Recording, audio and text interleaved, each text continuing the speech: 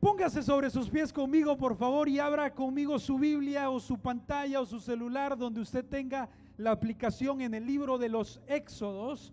Vamos a estar leyendo el capítulo 14, versículo 5 en adelante. Dígale al que tiene a la par: ¿estás listo para escuchar palabra de Dios? Dígaselo. ¿Estás listo para escuchar palabra de Dios? Amén.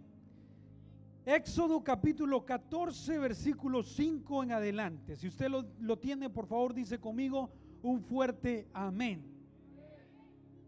Gloria a Dios. Vamos a leer Éxodo 14, versículo 5 en adelante. Y te agradezco la música. Si le podemos bajar un poquito, quizás después, ya cuando vayamos al momento de la administración, si me ayudas, te lo agradecería con todo el corazón. Gracias, mi hermano. Capítulo 14, versículo 5 en adelante. ¿Quién lo tiene?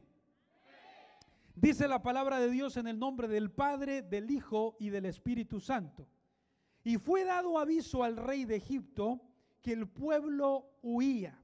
Y el corazón de Faraón y de sus siervos se volvió contra el pueblo y dijeron: ¿cómo hemos hecho esto de haber dejado ir a Israel para que no nos sirva?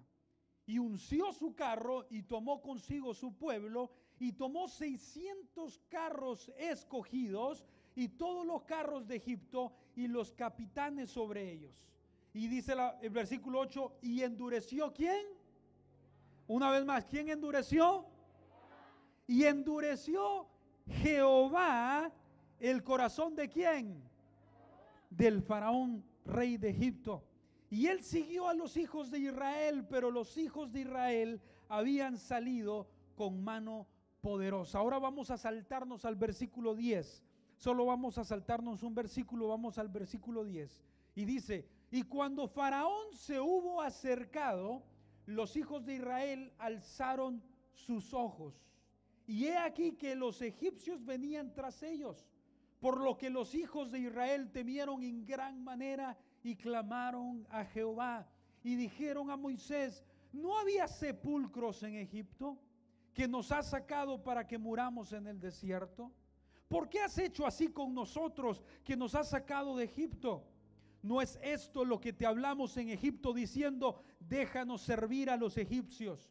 Porque mejor nos fuera servir a los egipcios que morir nosotros en el desierto. Y versículo 13 dice: y Moisés dijo al pueblo: no temáis. Una vez más, no temáis, estad firmes y ved la salvación que Jehová hará hoy con vosotros, porque los egipcios que hoy habéis visto, nunca más, diga conmigo, nunca más fuerte, nunca más, para siempre los veréis. Padre, en el nombre de Jesús, yo te pido que tu Espíritu Santo tome el control de este precioso momento que hoy tú nos regalas en tu presencia, Señor. Padre Santo, yo quizás no conozco a la mayoría de los que están aquí reunidos, pero sí conozco que tu palabra dice que es tu Espíritu Santo el que escudriña los corazones. Es tu Espíritu Santo el que conoce los pensamientos más profundos de nuestra mente y los sentimientos más profundos de nuestro corazón. Y yo te pido, Señor, que seas tú el que hable a nuestros corazones. Hagas lo que tengas que hacer, Señor. Restaure, Señor, al quebrantado. Levante, Señor, al caído, Señor. Que hoy, Señor, podamos ver tu perfecta y preciosa voluntad en nuestras vidas. Queremos salir de este lugar de una forma diferente. Queremos salir de este lugar con un encuentro personal contigo y con una semilla plantada en nuestro corazón. En el nombre poderoso de Jesús de Nazaret lo pedimos. Amén y amén. Puede tomar su lugar. Gracias por permanecer sobre sus pies. ¿Sabe? El día de hoy yo quiero tomar los próximos 30 minutos para hablarles a todos aquellos que en algún momento en la vida nos hemos sentido que hemos llegado al final del camino. De hecho, el título de este sermón le he puesto como final del camino. Yo no sé usted, pero yo tendría que levantar las dos manos y los dos pies de cuántas veces en la vida yo he sentido que he llegado al final de la ruta, al final de mis fuerzas, al final de mis capacidades, al final de mis recursos, al final de mis opciones en la vida. Yo no sé tú, pero hoy he venido a hablar con todos aquellos que en algún momento de su vida, o quizás ahora mismo, se sienten que han llegado a un tope y ya no hay más para adelante. Bueno, te quiero decir primero que nada que bienvenido al club, porque todos y cada uno de nosotros hemos estado en algún momento de la vida en esa estación del final del camino, donde sentimos que ya no podemos seguir. De alguna manera percibimos que debe de haber algo más, que más allá de donde estamos parados hay un futuro por delante, pero simplemente, aunque hay más por delante, ya no hay camino para seguir hacia adelante. Sientes que hay más cosas y ves a tus hermanos, ves a la gente a tu alrededor que siguen caminando, siguen conquistando, siguen alcanzando, y tú le dices: Señor, pero ¿por qué ellos sí tienen más ruta hacia adelante? Pareciera ser que para mí se ha acabado el terreno, se ha acabado el camino, ya no hay más por delante. Y bueno, la historia que acabamos de leer es la historia del pueblo de Israel. El pueblo de Israel, mis queridos, es un pueblo que en muchas ocasiones de la vida se ha encontrado como usted y como yo en momentos donde ya no hay camino para seguir adelante. Y la historia que acabamos de leer es una de ellas. La Biblia narra, y yo sé que muchos de ustedes ya conocen esta historia y lo han leído en muchas oportunidades, pero la Biblia narra un momento importante y decisivo en la vida del pueblo. La Biblia habla de que en ese momento de la vida ya ellos estaban libres. Si recordamos un poco el contexto, recordaremos que ellos apenas acaban de salir de una temporada de cautiverio. Habían sido esclavos por muchos años.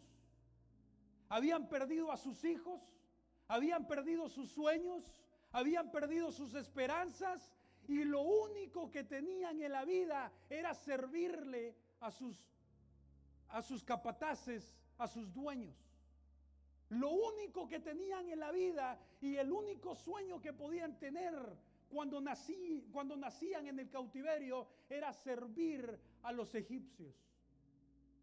Y después de un cierto proceso en el que el Señor les hizo ver su gloria, la Biblia dice que ellos pudieron salir en libertad. Ya estaban libres. Por fin habían dejado atrás el cautiverio, por fin habían dejado atrás a su opresor, por fin tenían la oportunidad de hacer lo que habían sido llamados a hacer en la vida. Tenían la oportunidad de ir a donde Dios los estaba dirigiendo, que era la tierra prometida.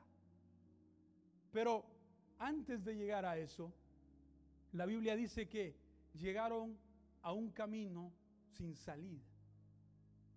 Llegaron a un momento en la vida donde lo único que había por delante había un mar, era un mar, y no podían seguir hacia adelante. ¿Y sabe qué es lo peor? Eso no es lo peor, porque yo me pongo a imaginar un poco y me pongo a pensar de que si el pueblo de Israel hubiera sido ese su único problema, pues hubieran pensado: bueno, ¿cuáles son las estrategias? Quizás construimos un puente, vamos a buscar recursos, tomémonos el tiempo. Si el pueblo de Israel hubiera tenido un poco más de tiempo, quizás hubieran encontrado otras soluciones, o por lo menos soluciones lógicas, soluciones humanas. Si hubieran podido tener un poco más de tiempo, quizás ellos hubieran encontrado todos los recursos que tenían alrededor y entonces hacer algo que con sus fuerzas y sus capacidades le hubieran permitido hacer con tiempo. Pero ¿cuántos de nosotros hemos estado en esos momentos donde lo menos que tenemos es tiempo? Cuando el que te está cobrando la renta te dice: te doy 5 días. Y si en 5 días no pagas tus biles, lo pierdes todo. ¿Cuántos hemos estado cuando el doctor te dice su padre, su madre, su hijo, su abuelo, su abuela, solo le quedan pocos días de vida? Lo que menos tienes es tiempo. Y eso es lo que muchas veces nosotros le decimos: Señor, pero ¿qué estás haciendo? Y ¿sabes qué es lo peor? Lo peor de esta historia no solo es de que llegaron al camino sin salida. Lo peor de esta historia no es de que llegaron a un momento de dificultad. No, lo peor de esta historia es de que la Biblia dice que ¿quién fue el que endureció el corazón del faraón? ¿Quién? Yo no sé si a usted le suena eso un poco contradictorio, pero a mí sí me suena contradictorio. Muchos de nosotros somos muy rápidos para señalar al pueblo de Israel, ¿verdad? Y predicamos sobre esta historia y decimos: ese pueblo falta de fe. Ese pueblo de verdad que no conocía a Dios. Pero mi hermano, si yo hubiera estado en los zapatos de ese pueblo, quizás hubiera sido uno de los muchos que estaba ahí criticando y quejándose por la situación. ¿Sabe por qué? Porque por mucho tiempo, por una buena temporada, ellos estuvieron escuchando sobre la promesa de lo que Dios les quería dar, sobre el milagro que Dios les quería dar, sobre los recursos que Dios les quería dar, sobre la tierra prometida que fluía leche y miel. Y cuando por fin piensan que lo van a tener, dice la Biblia que el mismo que les dio las promesas ahora endureció el corazón del faraón. Tú no sabes cuántas veces nosotros le hemos preguntado, como le preguntó el pueblo de Israel a Dios: Dios, pero ¿qué está pasando? Como que las matemáticas nos fallaron, como que algo aquí no concuerda, porque tú me prometiste ir a la izquierda, pero me siento que las cosas están yendo hacia la derecha. Tú me prometiste esto, pero parece ser que lo que realmente tú estás permitiendo en mi vida es algo totalmente opuesto a la promesa que tú un día pusiste en mi vida. Por eso es que muchas veces nosotros estamos aquí en la iglesia y escuchamos a nuestros pastores hablarnos promesa y palabra de Dios y no logramos creerlo. Porque a mí me ha pasado, muchas veces estoy sentado ahí en la banca, en la silla, pensando: bueno, el predicador quizás no conoce mi realidad. Quizás el predicador ha tenido una muy buena vida y por eso es que está diciendo tantas cosas bonitas, pero él no sabe los problemas, el camino final en el que me encuentro, y sobre eso que Dios mismo ha endurecido el corazón del faraón. Él no sabe mi realidad, él no conoce mi circunstancia. Un día yo le estaba orando al Señor, después de un tiempo difícil en mi familia. Pasamos por circunstancias muy difíciles en mi familia. Fue una temporada que, para resumirse lo largo a corto, una temporada donde hubieron varias muertes. Mi abuela murió, 2 tías murieron de parte de mi papá, otros 2 tíos de parte de mi mamá. Mi hermano y único hermano mayor, a los 24 años, muere de un derrame cerebral y nosotros no lo esperábamos. Mi padre pierde sus riñones, tiene que entrar a diálisis, le da un derrame cerebral, un infarto del corazón, tiene que alejarse un tiempo, un sabático del ministerio porque no puede seguir trabajando. Y en ese momento de la historia, cuando yo estaba parado frente al féretro de mi hermano, yo le dije al Señor: Señor, ¿qué está pasando? ¿Cuál es tu propósito en esto? Y sabes, el Señor me hizo ver esta historia y me dijo: Juan Carlos, ¿qué hubieras hecho tú si hubieras tenido un mar rojo enfrente tuyo y ninguna oposición detrás tuyo? ¿Qué hubiéramos hecho nosotros, hermanos? A ver, ¿quién me dice? ¿Qué hubiera hecho usted? ¿Qué nos dice la lógica? Dar una vuelta hacia atrás y regresar. Porque esa es la lógica. Ese es nuestro sentido de supervivencia. Cuando llegamos a un lugar sin camino y no tenemos ninguna oposición atrás, decimos: Señor, tú sabes que lo intenté, ¿verdad? Señor, tú sabes que, mira, caminé desde allá hasta acá, pero simplemente ya no se puede más. Señor, lo intenté, lo hice, di el todo por el todo, pero hasta aquí llegué y aquí tiro la toalla y entonces ahora me regreso por donde vine. Yo creo, mis hermanos, que si Dios no hubiera endurecido el corazón del faraón, el futuro de un pueblo hubiera terminado ahí. Porque cuando llegas a un camino sin salida, nuestra condición humana nos traiciona y nos hace escoger muchas excusas. ¿Verdad? Es que para las excusas somos buenos, ¿verdad, mi hermano? No, es que Dios sabe. Y siempre empezamos con esa frase.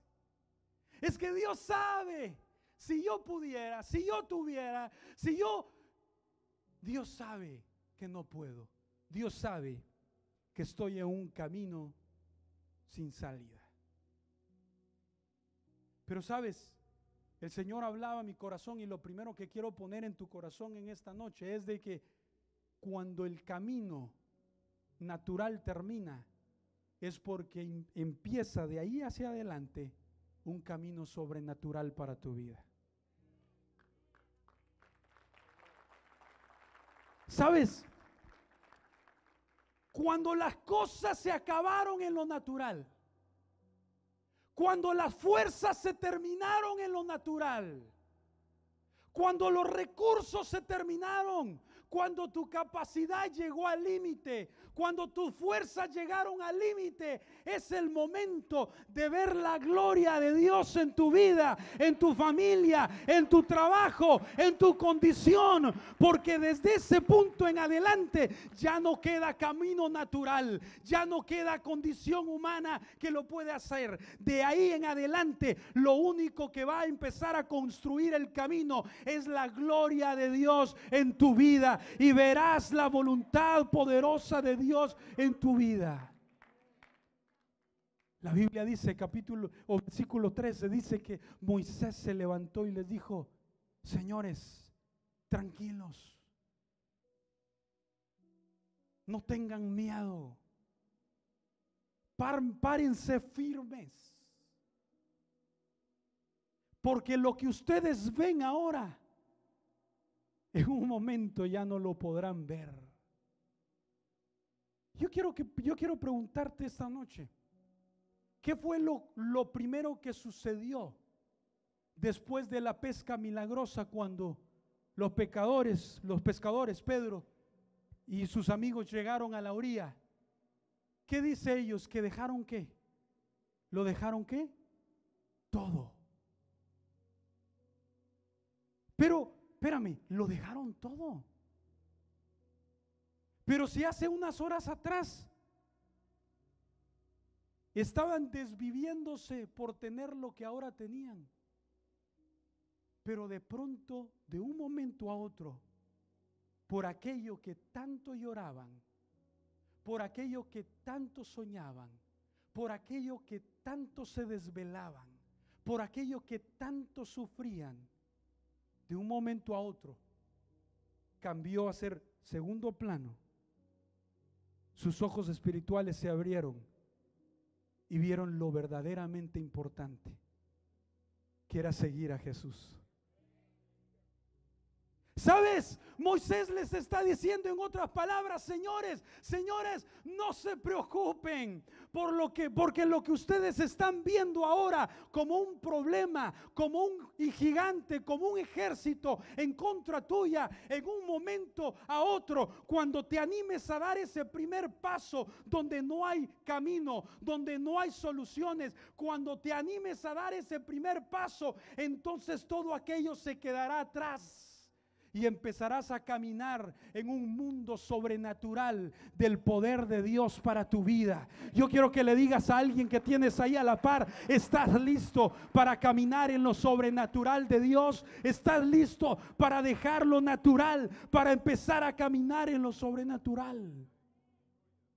Mis hermanos, hoy yo les he venido a decir que todo lo que para ustedes en este momento, el día de hoy, tú llegaste con preocupaciones, tú llegaste con problemas sin resolver, tú llegaste con una carga sobre tus hombros de un momento a otro, todo lo que tú estás viendo se pasará a un segundo plano y empezarás a ver la voluntad perfecta de Dios para tu vida. Dale un fuerte aplauso al Señor si lo puedes.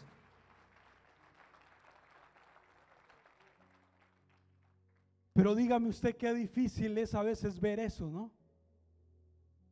¿Se imagina usted la dificultad de Moisés tratando de convencer a un pueblo que lo único que está viendo es un mar enfrente de él y un ejército que los quiere matar, que los quiere fusilar en ese lugar detrás de ellos? Las críticas, los comentarios negativos. Llegaba un hermano a mí la otra vez y me decía: pastor, ya no aguanto más. Siento que el barco se me está hundiendo. Siento que ya no tengo posibilidades. Y todo lo que escucho es negativo, todo lo que escucho es problema, todo lo que escucho son circunstancias difíciles. Ya no puedo más.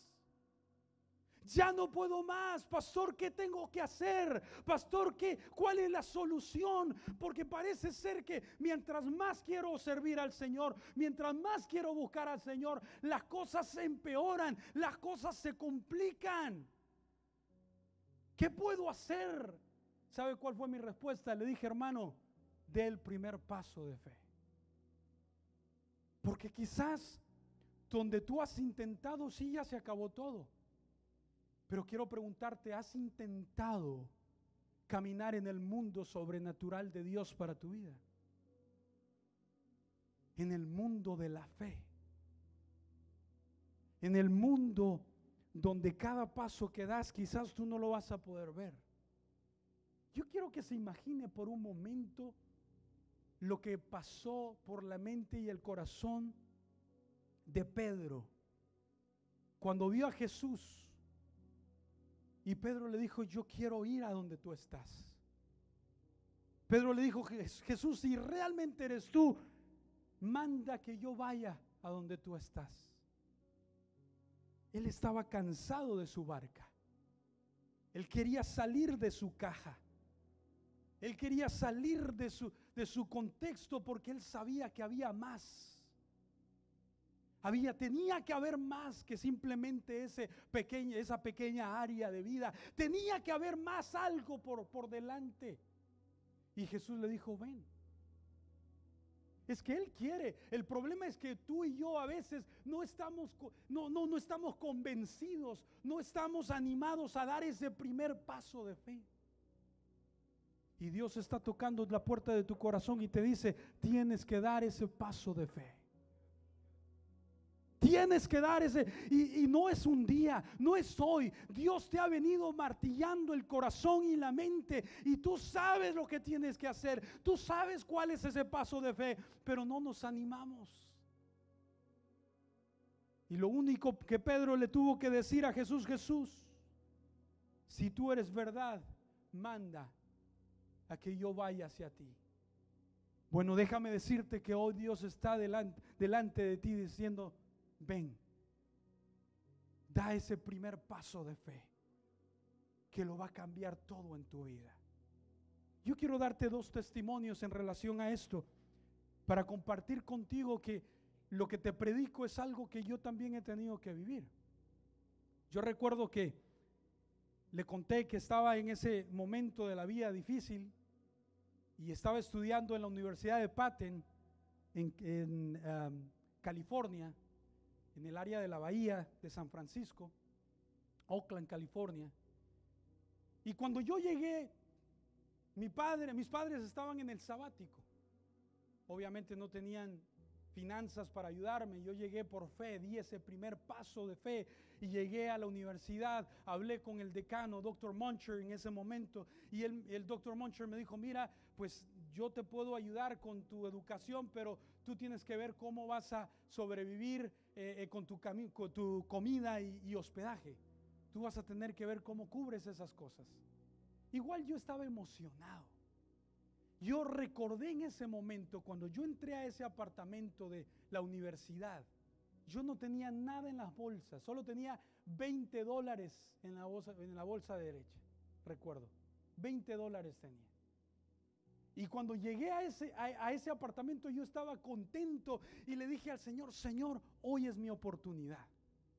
Porque como hijo de misionero, como hijo de pastor, yo crecí escuchando esos mensajes de cómo cuando ellos no tenían nada, venía milagrosamente alguien y le traía comida, o encontraban dinero tirado en la calle, o cuervos llevaban comida y cosas así extraordinarias.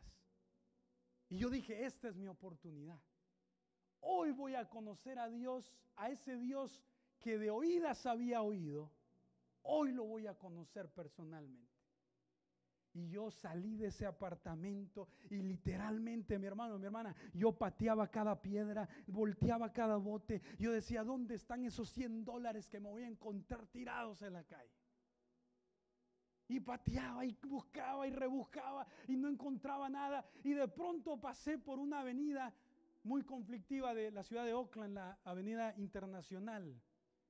Y pasé al lado de un edificio de apartamentos, y en las escaleras de ese edificio estaba una mujer con su niño muy pequeño y estaba llorando en las escaleras. ¿Qué cree que yo hice como buen cristiano? Pasé más rápido. Ahora quiero preguntarle: ¿por qué cree usted que yo pasé más rápido? ¿Verdad que sí conocemos la voz del Señor? ¿Verdad que sí conocemos el corazón de Dios? Claro, porque somos sus ovejas. ¿Y qué dice la Biblia? Que sus ovejas, ¿qué? Conocen la voz de ¿quién? De su pastor. Lo que pasa es de que sí sabemos, lo que pasa es que no queremos, ¿verdad? Sí queremos, sí sabemos lo que Dios quiere que hagamos.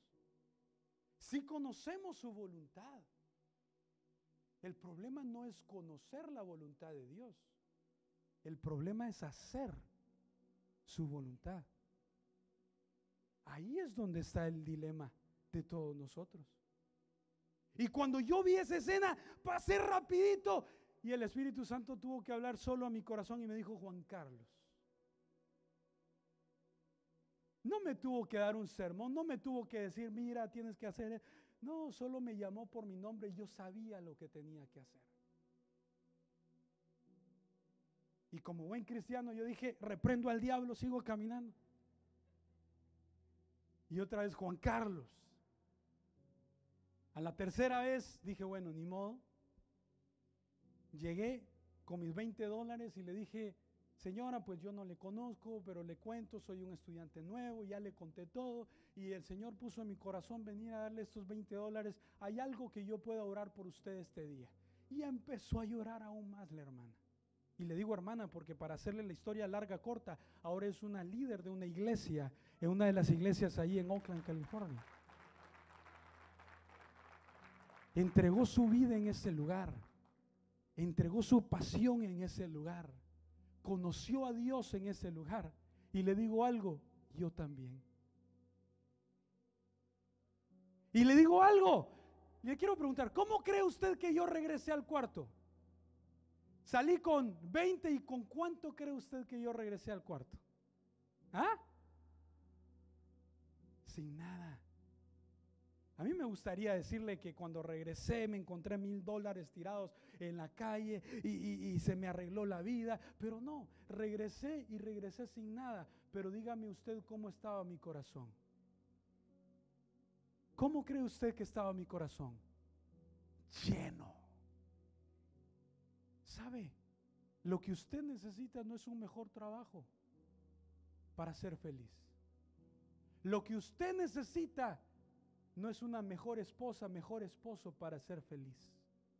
Lo que usted necesita no es una mejor realidad para ser feliz. Lo que usted necesita, lo que yo necesito para ser feliz es hacer la voluntad del que me llamó. Es hacer la voluntad del Padre. Porque cuando yo hago la voluntad del Padre, tenga o no tenga, exista recursos o no exista recursos, tenga fuerzas o no tenga fuerzas, su voluntad es perfecta en mi vida. Y mientras su voluntad sea perfecta, no hay nada que me pueda detener. Porque lo que usted y yo necesitamos hacer es más voluntad del Padre. Por eso es que fue tan fácil para Pedro tirar y dejar todo por aquello que lloraba antes. Porque encontró la fuente de la felicidad. Porque encontró la fuente que le podía dar aún más de lo que esos cuantos peces le podían dar. Encontró algo más valioso que todo lo que había podido añorar en toda su vida. Encontró voluntad en el Padre. Encontró su propósito de vida. Encontró felicidad.